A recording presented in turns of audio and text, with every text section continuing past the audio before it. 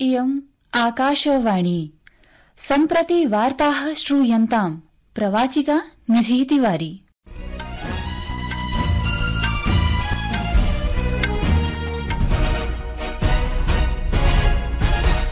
आदौ मुख्यवार्ताः।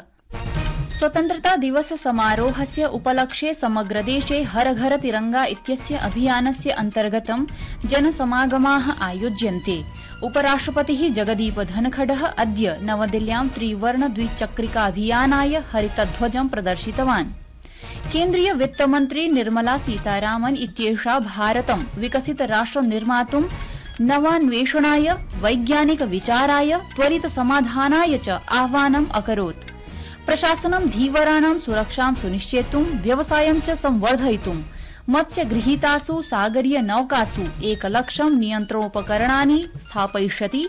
कलकत्ता उच्च न्यायालयेन कोलकाता नगरे एकया महिला चिकित्सकया सह घटितं दुष्कर्म प्रकरणं केन्द्रीयान्वेषण विभागं प्रति निरीक्षणार्थं प्रेषितम्। अपि च भारतीय पैरा बैडमिंटन क्रीडकः प्रमोद भगतः डोपिंग विरोधी नियमानाम् उल्लंघन प्रकरणे 18 मासानामवधिपर्यन्तं निलम्बितः जातः। अथ वार्ताः विस्तरेण।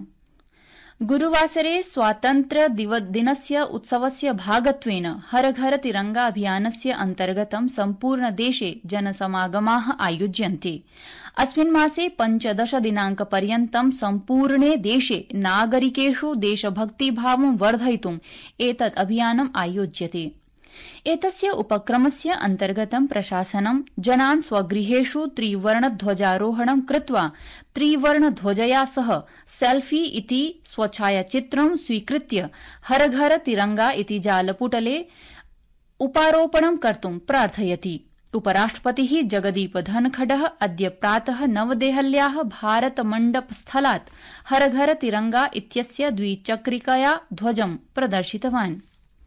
अस्मिन् अवसरे केन्द्रीय मन्त्रिणः गजेन्द्र सिंह शेखावतः, राममोहन नायडुः, किञ्जारपुः, किरेन रिजिजुः, मनसुख माण्डवियाः च उपस्थिताः आसन्।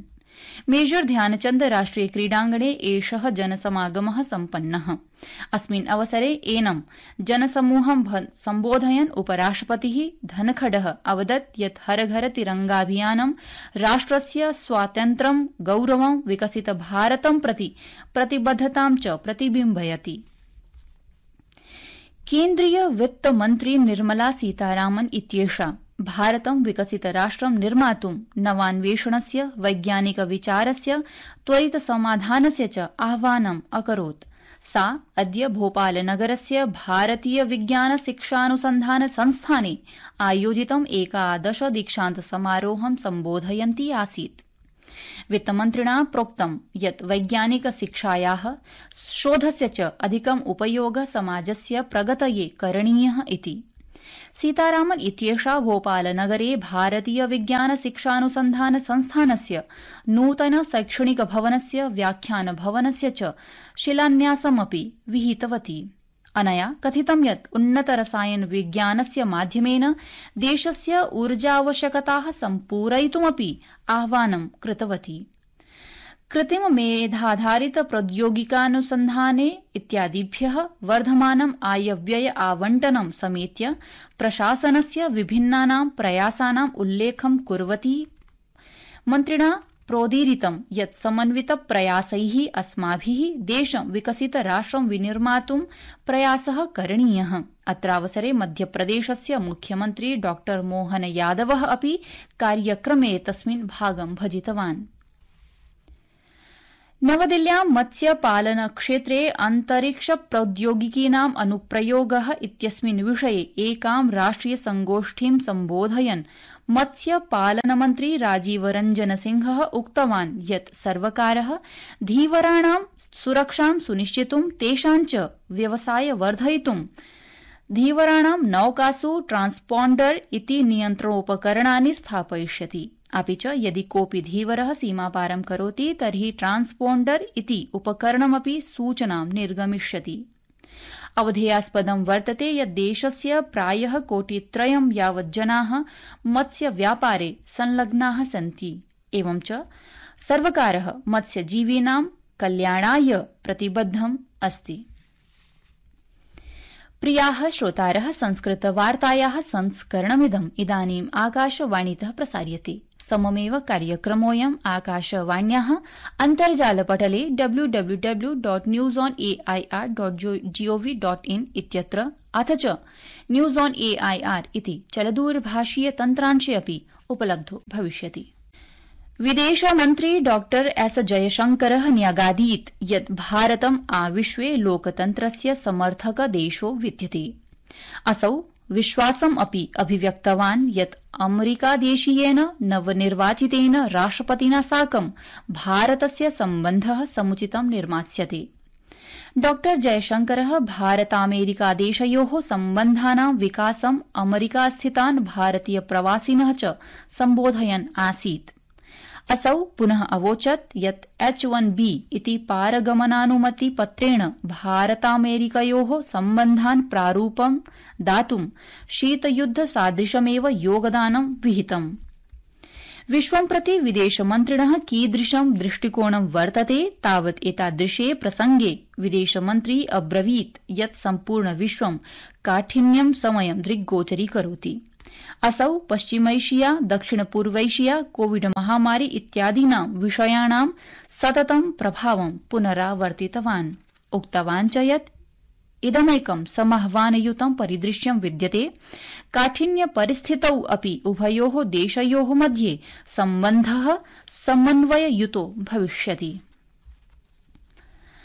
कलकत्ता उच्चन्यायालयेन कोलकाता नगरस्य एकस्मिन् चिकित्सकीय महाविद्यालये चिकित्सालये च एकया महिला चिकित्सिकया सह घटितं दुष्कर्म प्रकरणं केन्द्रीयान्वेषण विभागं प्रति निरीक्षणार्थं प्रेषितम्।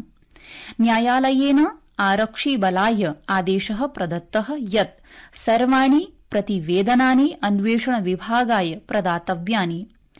पूर्वप्रधानाचार्यस्य विलम्बेन समागतोत्तरम् अभिलक्ष्य उच्चन्यायालयेन एकः प्रश्नः अपि पृष्टः। उक्तं च यत् राज्यप्रशासनं प्रदर्शनकारिभ्यः चिकित्सकेभ्यः किं कार्यं सम्पादयति इति, यतोहि प्रदर्शनरतैः चिकित्सकैः समग्रदेशे रोगिणः काठिन्यम् अनुभवन्ति। संयुक्तराष्ट्रसंघे भारतस्य उपस्थायी प्रतिनिधि राजदूतः आर रवीन्द्रः गतदिने संयुक्तराष्ट्रसंघस्य वादविवादे G4 इत्यस्य समूहस्य देशानां पक्षतः प्रदत्ते वक्तव्ये अवदत् यत् संशोधनं विना संयुक्तराष्ट्रसंघस्य सुरक्षा परिषद् वैश्विक समाह्वानानां निवारणं कर्तुं समर्था नास्ति। असौ उक्तवान् यत् संयुक्तराष्ट्रः सुरक्षा परिषदि संशोधनं केवलं अस्यां संरचनायां विद्यमानम् अस्थायित्वं वर्धयिष्यति, अपि च वर्तमान वैश्विक समाह्वानानि दूरीकर्तुम् असमर्थोऽस्ति। अद्य दिल्ल्यां विमानस्थानके पेरिसोलम्पिक क्रीडायां कांस्य पदक विजेतुः भारतीय हॉकी दलस्य हार्दं स्वागतं जातम्। तत्रैव पदक विजेतॄणां दर्शनार्थं बहवः जनाः अपि समागताः आसन्। युवक क्रीडामन्त्री मनसुख माण्डवियाः दिल्ल्याम् एकस्मिन् कार्यक्रमे क्रीडकानां सम्मानं कृतवान्। तथा च भारतीय हॉकी दलस्य प्रथमः समूहः शनिवासरे नवदिल्ल्यां विमानस्थानकं प्राप्तवान्। टोक्यो नगरे जातायां पैरालिम्पिक शटलर इत्यस्यां प्रतिस्पर्धायां स्वर्णपदक विजेता प्रमोद भगतः बैडमिण्टन वर्ल्ड फेडरेशन इत्यनेन डोपिंग विरोधी नियमानां उल्लंघनाय 18 मासानामवधिपर्यन्तं निलम्बितः। एतेन कारणेन प्रमोदः पेरिस 24+2000 पैरालिम्पिक क्रीडायां भागं ग्रहीतुं न शक्नोति। अन्ते च वार्ताः पुनरेकवारम्। स्वतन्त्रता दिवस समारोहस्य उपलक्ष्ये समग्र देशे हर घर तिरंगा इत्यस्य अभियानस्य अन्तर्गतं जनसमागमाः आयोज्यन्ते। केन्द्रीय वित्तमन्त्री निर्मला सीतारामन् इत्येषा भारतं विकसित राष्ट्रं निर्मातुं नवान्वेषणाय, वैज्ञानिक विचाराय, त्वरित समाधानाय च आह्वानम् अकरोत्। इति वार्ताः।